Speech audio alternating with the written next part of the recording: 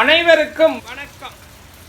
நிலத்தில் கிடந்தமை கால் காட்டும் காட்டும் குளத்தில் பிறந்தார் வாய்ச்சொல்.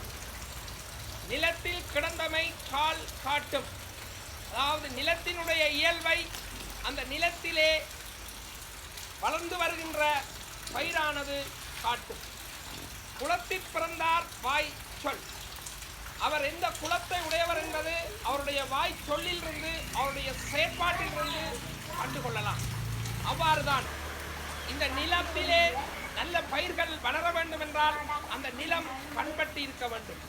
பண்படுத்தல், அதாவது பண்பு என்ற அடிப்படையிலே தான் இந்த பண்படுத்தல் வந்தது. நிலம் நல்ல பண்போடு இருக்கின்ற வேளையிலே அந்த நிலத்திலே நல்ல பயிர் வளரும். இலங்கை ஒரு விவசாய நாடு. இலங்கையிலே விவசாயம் என்ற அடிப்படையிலே எல்லா வளங்களும் உண்டு. ஒரு கவிஞன் எழுதினான், நீர்வளம் உண்டு, நிலவளம் உண்டு, எல்லாம் உண்டு, நிம்மதி ஒன்றுதான் இல்லை என்று. அதற்குரிய காரணம் இந்த வியாபார அரசியல்வாதிகள் செய்கின்ற ராஜதந்திரமான ஏகாதிபத்தியத்திற்கும் அந்நிய நாட்டுகளுடைய நவீன கலாச்சாரத்திற்கும் சின்னவீனத்துவத்திற்கும் மனோரஞ்சிதத்தின் அடிப்படையிலே அந்த கோட்பாடுகளுக்கு கட்டுப்பட்டு இலங்கையிலே இருக்கின்ற இயற்கை வளங்களை ஏற்றுமதி செய்து அதனூடாக லாபம் தேடி இயற்கையாக இருக்கின்ற வளங்களை அளிக்கின்றார்கள். இலங்கையிலே நீர்வளம் உண்டு, நிலவளம் உண்டு, எல்லாம் உண்டு. எல்லாம் உண்டாக இருக்கின்ற வேளையிலுமே இங்கே என்ன செய்கின்றோம் என்றால், நாம் சிறுதானியம் முதல் பெருதானியங்கள் வரை வெளிநாடுகளில் இருந்து இறக்குமதி செய்கின்றோம். இங்கே இருக்கின்ற நில மகளை நாம் என்ன செய்கின்றோம்? வேதனைக்கு உள்ளாக்குகின்றோம். இந்த நில மகளிலே கழிவுப் பொருட்களை கொட்டி அங்கே ஒரு விளை நிலத்தை விளையாத நிலமாக்குகின்றோம்.